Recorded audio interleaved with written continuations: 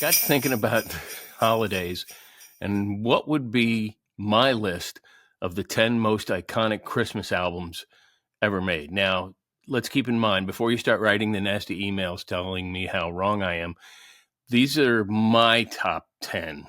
These are the ones that always ended up on the turntable as a kid growing up, and these are the albums that would get shuffled back and forth. So you have your own top 10, I'm sure. And I'm sure there'll be a lot of favorites I won't include, but this is my top 10. So if you don't have any of the top 10, you might want to use this as a guide. So I'll stop rambling now.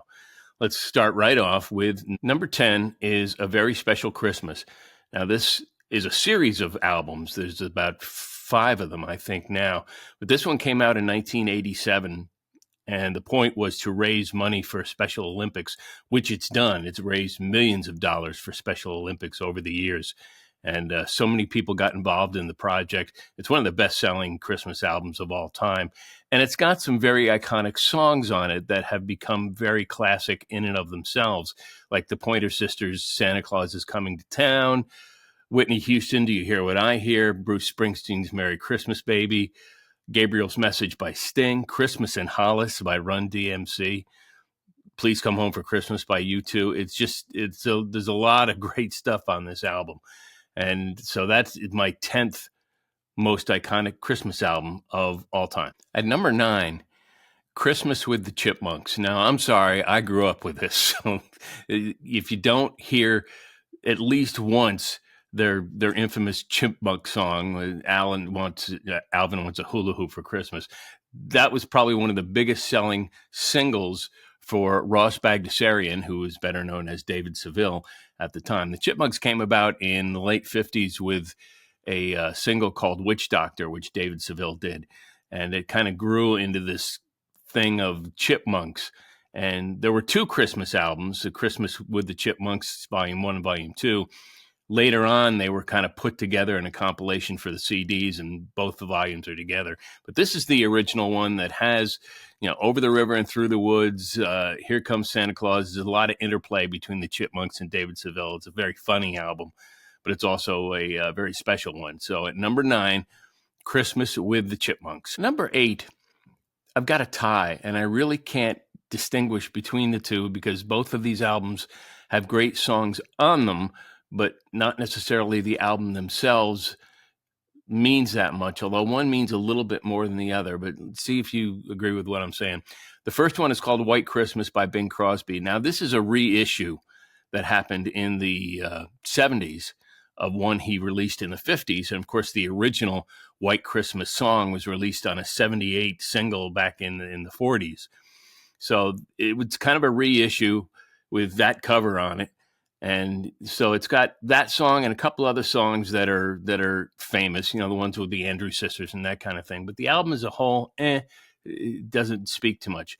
The other one that it's tied with is Nat King Cole's The Christmas Song.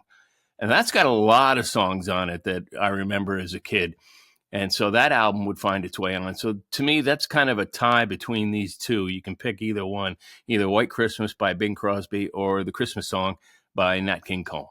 At number 7, people are going to say, what are you talking about? But number 7 for me is the Andy Williams Christmas album. Now, this was the biggest selling Christmas album in the early 1960s of all the albums that were released. And Andy Williams was a big deal. He had his own television show, which was a funny television show, by the way. And he just had this great sense of humor and this great interplay with his guests. And this album at Christmas time just became a classic, and it's the most wonderful time of the year. Now a back to school song for, I think it's Staples, but that's included in this album and a whole bunch of others. So every time I hear songs from this album, it takes me back. So at number 7, the Andy Williams Christmas album. At number 6,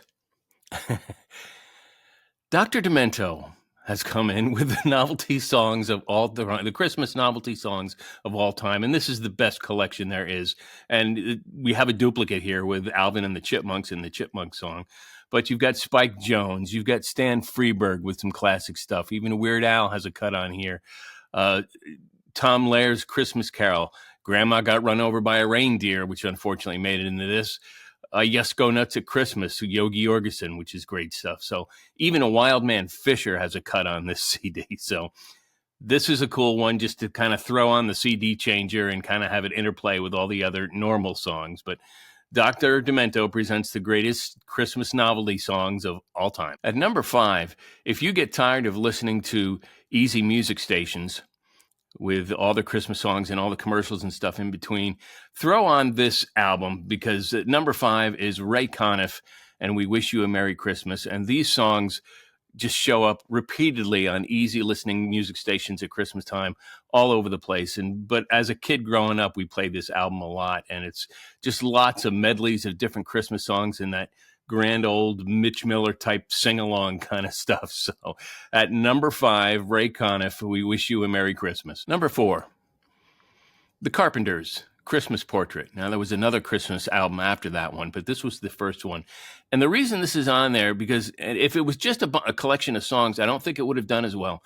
But it's produced in such a way that it's just one long, almost a progressive kind of thing where everything's interplayed together, and it just flows from one song to the other. So, Richard Carpenter's production of this was stellar. And of course, Karen's voice just carries through the whole album, and it's such a wonderful album to listen to. So that's one of my favorites. At number 4, The Carpenters' Christmas Portrait. Number 3, not many people know about this one, and it's tough to find, although I did see it out on CD finally.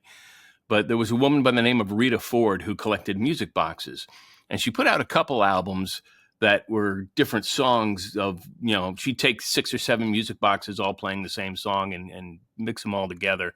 It was always really nice. But she did one at Christmas called A Music Box Christmas. That became a favorite of my family's. My grandfather was a Rita Ford fan and tripped over it. And so the album has kind of made its way down through the generations to the point where it's almost constantly in the mix of Christmas music that we're playing. And it's really kind of cool if you give it a couple listens. And it's the standard Christmas carols, but it's all done on music boxes, and it's really pretty. So that's my number 3 pick, A Music Box Christmas by Rita Ford. The top 2, there's shades of difference between the top 2 as to whether they should be 1 or 2. Again, it's almost a tie kind of thing, with these 2 albums just being, to me, the epitome of Christmas time and the holiday music. And, you could make arguments for one being better than the other, but they're both up there. At number 2, Barbra Streisand's Christmas album. This, to me, is just the iconic piece of Christmas music, even with the completely revised and rearranged Jingle Bells, which has become a classic. So it's a great, great album with a lot of great songs on it. So that's at number 2. At number 1, A Charlie Brown Christmas. And it's weird because this is the cover of the original version, which came out in '65 when the show first came out. And it was tough to find at that point, but they did a reissue later on, and it's become widely available, across the books. So, Thanksgiving night, when dinner is over, the first thing we do is we put on A Charlie Brown Christmas. It kind of ushers in the Christmas season for us and has for years. So that's my top 10 list. I'm sure I've missed some that you would put on there. I'm sure there's some on there you're probably thinking, what the hell is he talking about? But that's okay, because it's my top 10 list. I wish you and your family a very happy holiday and a safe and healthy one as well.